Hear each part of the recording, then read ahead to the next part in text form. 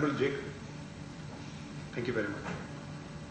Admiral is going to be speaking on Iran's military capability, asymmetric warfare in which they are experts, and its efficacy, which is sometimes doubtful. But let's see. Good afternoon, ladies and gentlemen. It's not very easy to be the last speaker after so many eminent scholars and students of national security and also the various scientific disciplines have spoken. So it comes to me to give the last talk for this evening. My talk is on Iran's military capability, asymmetric warfare and its efficacy. I can't say I'm much of an expert on asymmetric warfare because the Indian Navy is really not, or the Indian Armed Forces are not structured for asymmetric warfare so far. But nevertheless, when we talk about Iran, we have to explore a very complex situation fraught with interscene sub-equations. There is a historical perspective to consider, a religious one, a regional one, and more recently, the nuclear strategic issues.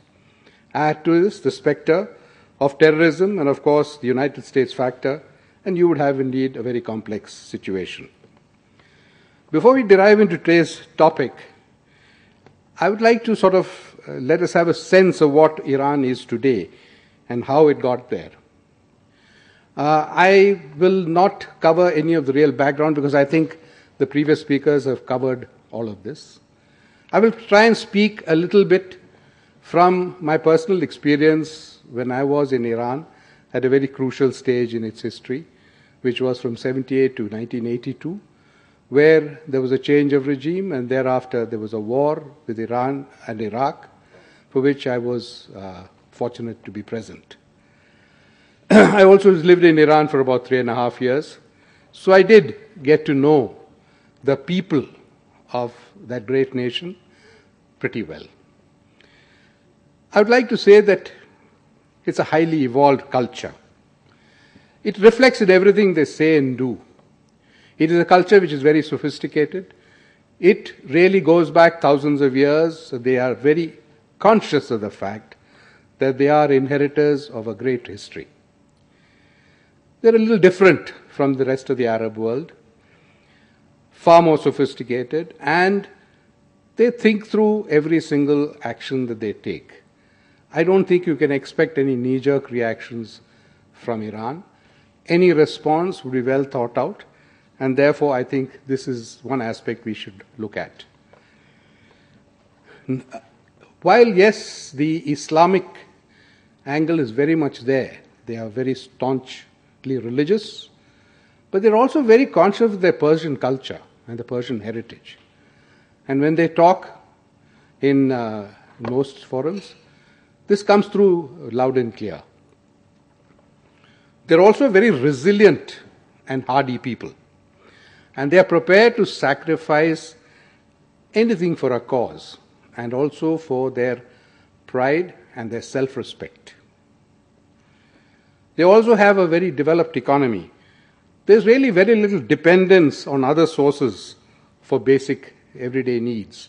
In fact, this was quite clearly evident during the Iran-Iraq war and where the sanctions were there, where most goods were very scarce in Iran. But as a result of this, and since the oil was not going out, there was a great deal of emphasis placed on agriculture, fisheries, and various other issues. One did feel that they could really support the entire Gulf with the kind of produce that they could make.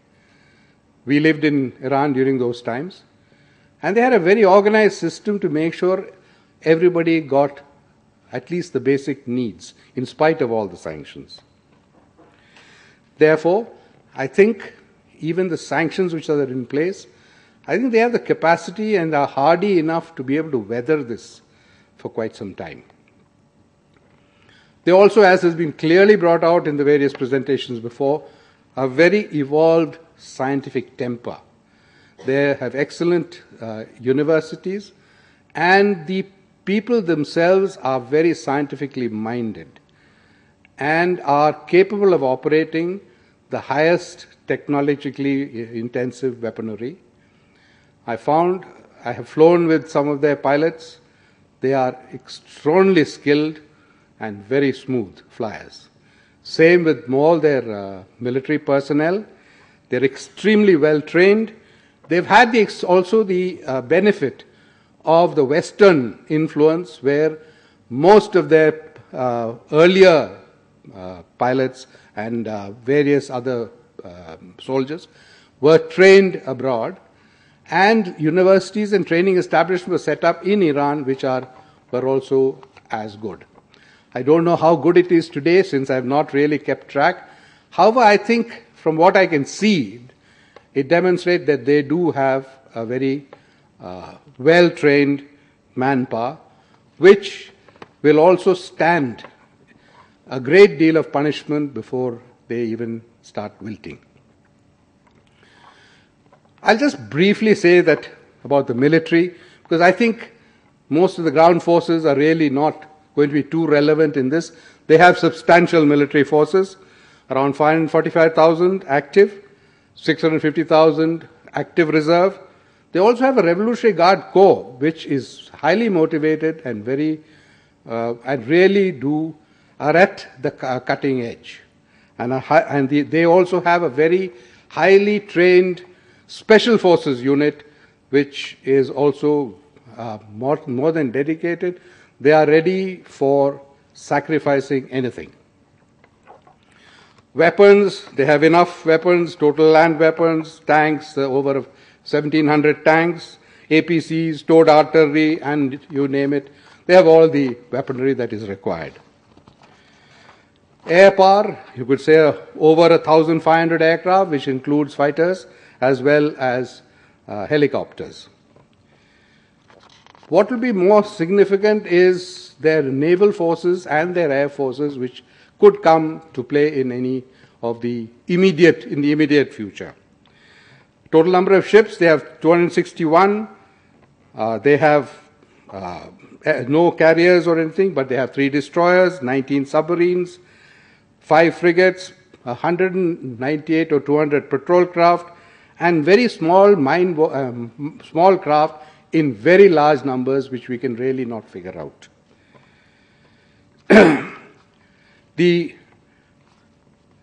Iran tends to keep its military equipment in fair condition, ready to be deployed when necessary. This has been shown during Iran's regular naval exercises. In many cases, Iran has used drills to test its new weaponry, such as even the missiles which have been explained in such great detail by our previous speaker, especially the Ghadar medium-range ballistic missiles. After the successful test launch of one of which, Iran's Navy chief, Admiral Habibullah Sayari, stated that from then on the Straits of Hormuz would be completely in Iran's control. Of course, this could really be taken with a pinch of salt. However, this is a statement that they made. The Ghadar 110 is a medium-range ballistic missile designed, developed, and manufactured entirely in Iran. It is an improved version of the Shahab 3 missile, and this has been clearly explained by the previous speaker, so I will not dwell on it. But it was successfully test-launched during Iran's latest V.Adm military exercises from December the 24th to 3rd of January 2012. The purpose of Iran's naval exercises are not only naval and other exercises are not only to flex its muscles in front of the world, but is also to improve its military training and proficiency and sharpen the strategy of conducting operations within its territorial waters. Iran's military has a significant share of military hardware produced by the West. Some of it, however, is more than 30 years old, which has been hard to maintain under the embargo.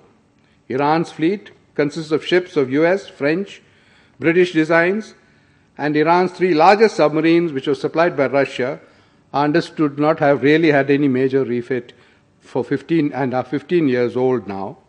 But there are reports, and there are really reports of no maintenance being done. The Russian MiG-29s, Sukhoi 24s, Chinese F-4s, and F-7 jets are the basis of the Air Force. Iran is believed to have actively replacing the foreign hardware that goes out of commission with domestically produced weaponry and constantly increases its military efficiency. After the revolution, Iran found itself sorely isolated due to economic sanctions and a weapons embargo put on Iran by the United States, and so they had to rely mostly on its own domestic arms industry. The IRGC, or the Revolutionary Guard Corps, was put in charge of creating the modern Iranian military industry. Today, Iran is capable of producing a full range of weaponry from fixed-wing aircraft, helicopters, boats and submarines, as well as radar systems and sophisticated air defense systems. Of course, quite a lot by reverse engineering and by their own technological inputs. However, the systems that the United States provides, obviously, are far more advanced than what Iran has in its inventory. Iran has focused on developing smart munitions, light attack craft, mines, and ballistic missiles to counteract other military powers. Iran has also devoted a lot of effort in developing its own missiles, as we came to clearly see from the last presentation. And the Fajr 3 and Kausar medium-range ballistic missiles, the Fateh 110 short-range, and surface-to-surface missiles, and the Shahab 3 missile would become the backbone of Iran's strategic missile inventory. For its submarine force, Iran has developed the Hoot supercavitation torpedo, which has allegedly been reverse engineered from the Russian Squall. Iran also totally manufactures the Shaheen and Mersad air defense system, which are improved versions of the US MIM-23 Hawk system. Iran is also known to produce and operate unmanned drones, which are used to great effect for surveillance. In fact, I understand that some of these have actually kept a track of US carrier forces which were there without being detected. Iran's Air Force operates about 200 combat aircraft, some 120 transport, and over 500 helicopters. The list of bases and airports operated by Iran's military include 14 tactical Air Force bases, 18 military airfields, and 22 civil airports that we use for military purposes.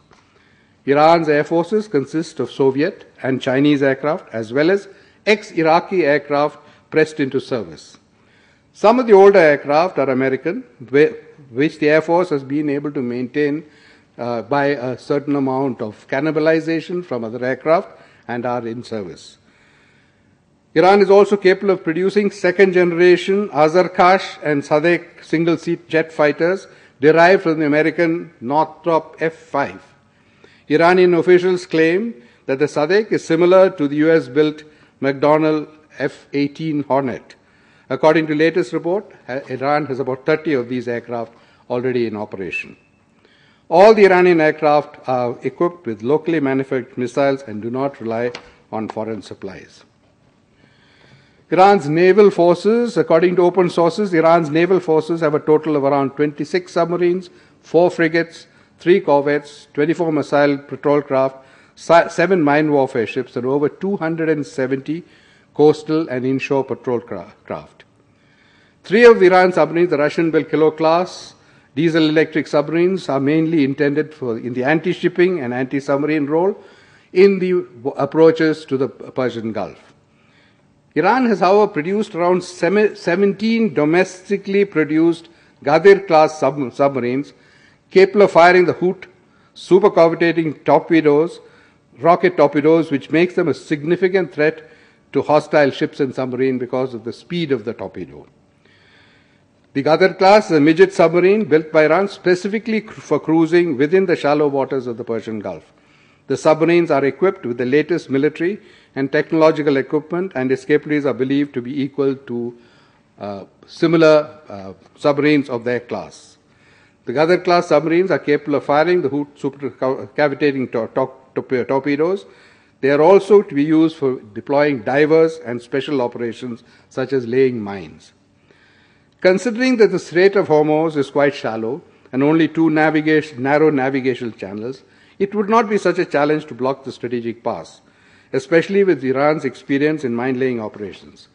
Mine-laying operations can be carried out quite covertly, blocking the Straits of Hormuz, besides which Iran is capable of striking tankers and other vessels within the straits with anti-ship missiles set up on speedboats or directly from the shore.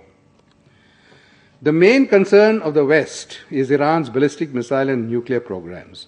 Iran has created armed ballistic missile forces that are capable of striking at any US allies and US bases in the region.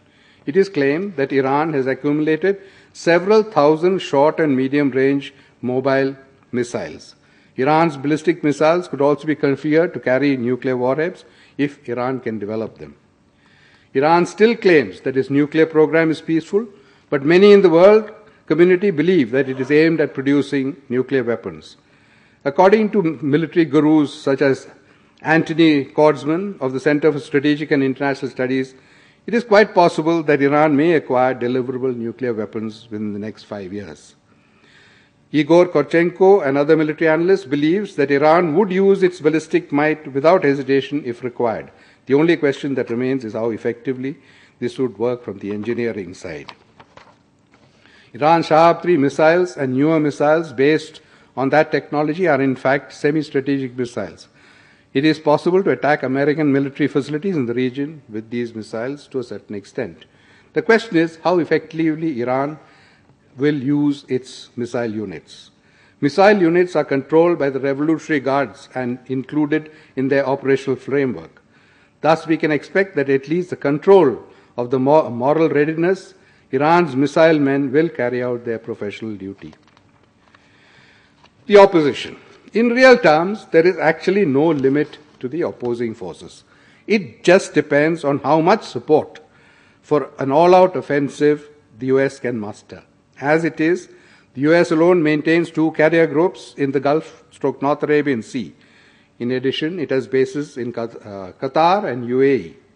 Israel can also be used for strategic logistic support. As Secretary of Defense Leon Panetta said, the US naval and military presence in the region will not change, and the current level is sufficient to deal with any situation that could arise. Panetta also said recently, we have a Navy fleet located there.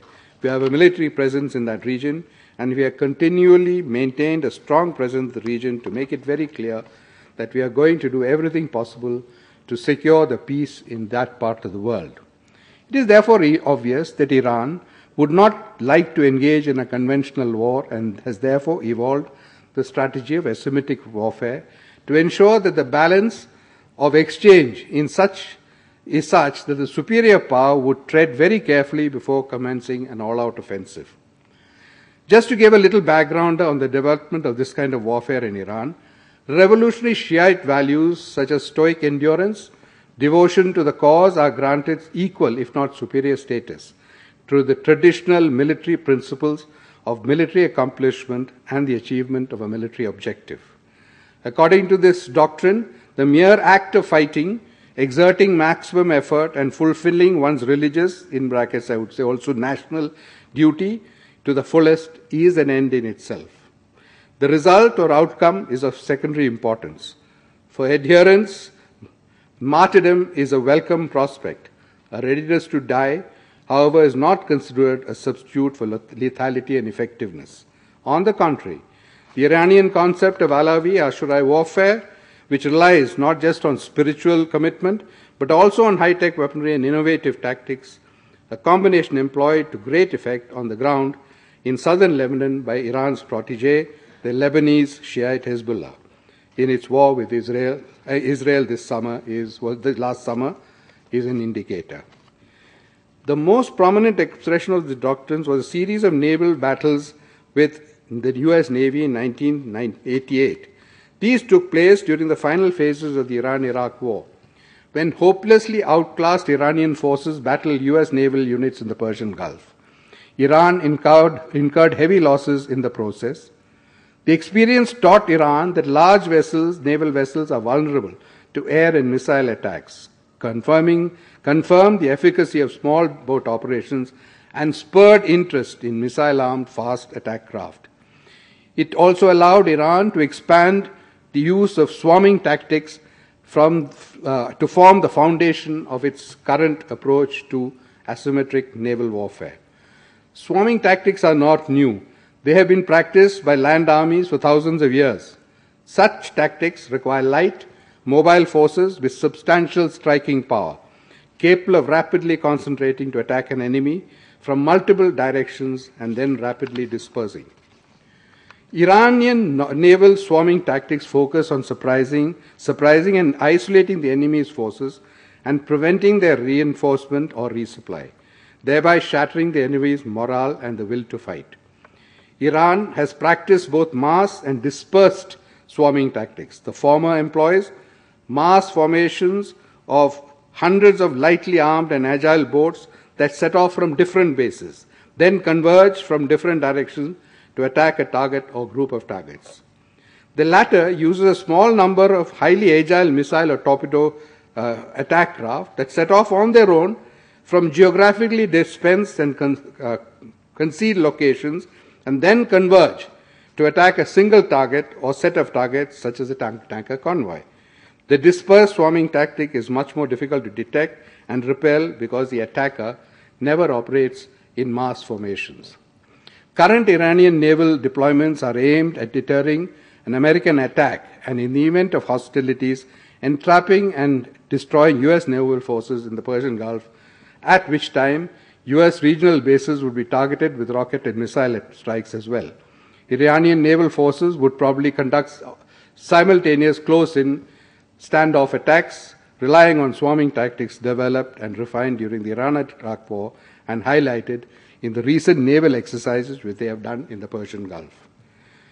The performance of Lebanese Hezbollah guerrillas, who used similar tactics against a larger and more powerful Israeli ground force in southern Lebanon last summer, provides a great insight into what the U.S. Navy should expect in the event of a confrontation with Iran in the Persian Gulf. I understand there was a simulation which was done in 2002 by the United States Navy where a similar situation was gamed, and I believe the game was stopped in the middle and reset because the figures that were emerging was something which created a little bit of discomfort among the U.S. forces, the U.S. command which was controlling this exercise, because the number of casualties which were inflicted on the American forces, so-called blue, by the red forces, which were the enemy, was so much that they did not want this to be, publicized. What are the factors which will determine the possible outcomes? The recent IEA talks in Tehran, while inclusive, hold optimism that Iran may give ground. The inconclusive meeting between Iran and the P5+1 group on Tehran's nuclear program, the sides were not able to reach an agreement, but that would regulate Iran's enrichment of uranium, a process necessary before the uranium can be weaponized, or allow the IEA to inspect Iran's nuclear infrastructure. This may paradoxically work to Israel's advantage, as Iran would be seen as inflexible in this regard. The pullout in Afghanistan, the forthcoming U.S. presidential election, growing resentment in the U.S. against deploying U.S. troops abroad, also to be viewed against the backdrop of no relevant WMD found in Iraq. The ability of the U.S. to garner support for a coalition offensive in the present circumstances, there may not be much support. Having examined these factors and issues involved, let us have a look at what could portend in this very volatile region. Could be a preemptive strike by the U.S. against nuclear strategic targets? Possible, but very highly unlikely. Retaliation in the form of unconventional warfare, swarming tactics, etc. would give you an unfavorable balance of exchange, and there would be considerable dissent at home in the U.S. So this is an unlikely scenario, is my view. Unilateral offensive by Iran improbable and highly unlikely, will invite an all-out offensive by US coalition forces, will cripple Iran, and Iran will probably lose any negotiating space during talks. Preemptive strike by Israel. This is the only probability which at the moment may not be really likely, but this is something I don't think one can forecast, because given Israel's own perceived security concerns and assumed intransigence on the part of Iran during recent talks. Also, conventional retaliation by Iran is difficult. However, this is, in my view, not likely in the near future. It would be opposed by the US at this particular juncture. So what is likely to happen? With regard to the P5+1 talks, failure to reach an agreement would not be seen as a sign that the negotiations have failed completely. They are even now set to continue. As long as the window is open, military action is unlikely. What would be important to Israel was how the American position develops as the talks go on. To what extent, following a possible failure of the talks, would the Americans emphasize the military option? Washington has made it clear in recent days that we will not allow Iran to become a nuclear power, with the US Secretary of Defense warning over the weekend that a military option against Iran is ready, should it be needed. However, the US officials have also stated that first and foremost, a diplomatic solution is Washington and the rest of the international community's chief goal. In the case of Israel, however, it has been taking the lone wolf approach, and several remarks by officials hinted that a military strike was in the offing if the international community failed to act. Israel's imposed peaceful measures before I impose military ones statements have been credited with convincing the European Union to impose an import ban on Iranian oil, which is scheduled to begin tomorrow. However, after the last round of talks, such remarks have become scarce, possibly due to a series of high-level meetings between Israel and American officials on Iran. So far, it appears that the United States has been able to convince Israel, for the moment at least, allow the diplomatic process to run its course, and that no further gains can be made by talking about a strike, especially due to widely held assumption that Israel cannot carry out an effective strike alone. So for the moment, I feel that the status quo, at least till all talks, that is the IEA as well as the next round of P5+1, are seen through to its conclusion. If Iran continues to show inflexibility, the most likely course may be for Israel to launch an offensive to safeguard its own security concerns. But I think that would be a very disastrous course to follow. Thank you. Thank you, Admiral. Thank you very much for your perspective, spelling out the Iranian psyche, the complexity of the situation, though prognostication, if any, is always dangerous in any situation, particularly with the countries like Iran, Israel, and so on and so forth. But in a seminar, we have to, as they say, put a money or put a pen where a lip is and sign on to something. So open to questions and discussion.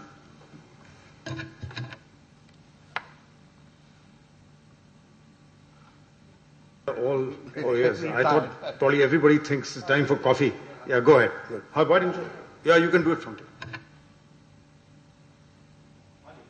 here. Jakes, I think the biggest or most intriguing question in this is how would Iran react? Okay, there's going to be an attack on certain facilities on land, on shore.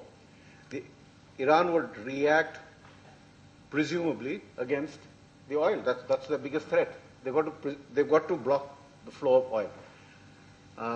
I don't see myself operating inside the west of Hormuz. Therefore, the place to operate would really be in the Gulf of Oman, and not in Hormuz at all. If anything has to operate in Hormuz, it would have to be the small craft for your swarming tactics, as you mentioned, or midget submarines. Although you said, and it's true that the water is shallow, I just got myself a chart from the internet, and it's 50 to plus 50 to 100 meters. So 70 meters is found fairly comfortably throughout the Straits of Hormuz, which is it's enough for submarines to operate at safe depth, even with supertankers. But there's no maneuvering space, and you have the Nensolian problem of no sea room. So presumably only midget submarines, mining, and small problems would arise in target selection. They don't know which ship to sink. It's all nationality sensitive. Whether it's an aircraft carrier coming or a tanker would have to be decided. And how exactly they'd go about imposing a blockade against whom? Because all the others, if they're not enemies, they may not be enemies, but they're not declared enemies anyway, the other Arab countries. You don't want to make them actively. So Iran really has a serious problem, and it would probably do everything to avoid a conflict, because they can't do very much about it. If they did anything, it would have to be in desperation. Not in the sense that Vijay used it, but they would be attacking, damn the consequences. May I just put it in perspective? The current crisis started with the November report of IAEA. Since then, all this rhetoric has been overflowing. 2-3 remarks which have come from the senior leadership of Iran. One was, if our oil doesn't flow, we will not let others' oil flow. This is officially from a podium, the statement has come. The second one is, they tried hectoring. As you know, US 5th Fleet is in Bahrain. Under normal circumstances, US has 1.5 aircraft carrier groups, which means one group outside and one group inside. But they've increased that. But when the aircraft carrier, the last one, was leaving, Revolutionary Guards, again, I thought this is quite un-Iran-like, came out with a statement where they put their back to the wall. We will not allow US to re-enter the Gulf. Now, that was a silly statement because the Americans were going to test it.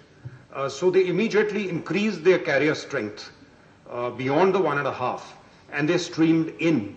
And then, of course, the talk started. So you do not take positions in public. So obviously this also indicated that the Revolutionary Guards was beginning to strain at the leash, and the senior leadership was losing control over the public rhetoric. They may not be singular in that. Let's not point fingers at ourselves. But yes, they are suffering from that. Now, Americans having gone right back in, and the Iranians having come to the negotiating table, so that seemed like just basically a hectoring from this thing. So in Iranian this thing, there's always a degree of bluster. Now, when that bluster gets translated into action, we don't know. But there will always be. I thought I'll just bring these 2 points. Please, go ahead. I think the Iranians certainly do not want a shooting war. That's quite clear. It's not in their interest to have a shooting war. And I think they will use as much of their negotiation space as they can. But within Iran itself, there is obviously a clear division between the hardline leadership provided by Khamenei and who has the Revolutionary Guards and the Basij forces and all the such forces directly under him. And the president of Iran who is on a different take practically. In fact, he has been sidelined to a great extent. And I would say that some of these statements are made more for domestic consumption than for anything else. While the United States has always said that they will not allow for any restriction in navigation in international waters, true. But there is a certain amount of bravado in this. When you say that swarming tactics will not work within the Persian Gulf, I am afraid that's not quite right. Even with the best of defenses having surveillance of any kind, any weapon system that I know of that is there in existence today has a saturation point, after which something will leak through. It is a question of what is the kind of trade-off that you're prepared to take. Are you prepared to trade off a 90,000-ton carrier for say half a dozen or a dozen or 2 dozen missile boats or some submarines underneath. I also know what are the submarines that the Americans would deploy. A nuclear submarine in the restricted waters of the Persian Gulf. I mean, after all, I have sailed in the Persian Gulf. I know it's not so easy to navigate a submarine in the Persian Gulf. So I think there are risks involved in both. The Americans had to make a point because I think they felt that there was really no reason at that stage for Iran to take any kind of overt action. But let's say a scenario where, say, Israel, which I would say could be a trigger in this. Let's say Israel carries out an attack against a nuclear facility. That's when you have to see what the Iranians are ready to do. They may not, one thing about Iran, they don't think conventionally on these issues. They're certainly not going to do what you think that they will do. Why do you think that they will just go and block the Straits of Hormuz? Once something vital in their thing is hit, what is wrong in them hitting something in one of the other countries which are allies of the Americans? Will the Americans risk a complete shooting war, including launch of a complete strike against Iran on account of that? If, say, one missile is fired into one of the areas where American forces are, and you won't even know from where it has come. So I think the risks in this case are very high. I agree with you that Iran is not going to do anything to upset the apple cart. However, I think we need to take the Iranian response. One is the public bluster. Like, for instance, they have created an aircraft which is a copy of the F-5. They say it is as good as the F-18. Now, we know that that's not possible. So that has to be taken with a pinch of salt.